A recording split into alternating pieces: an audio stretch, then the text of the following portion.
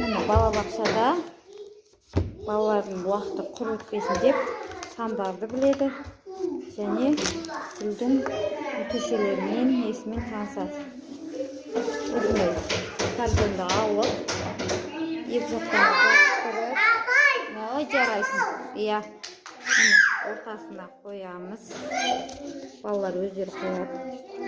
Сосын мына сандарды өз ретімен қояды. 1-ден 5-ге дейін. Бұл топ ортаңғы топ болғандықтан 1-ден 5-ге дейін сандарды біледі. Осы сандарды ретімен қояды балалар.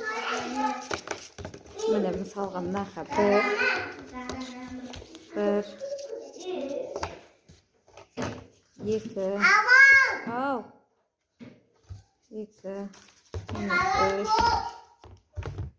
4,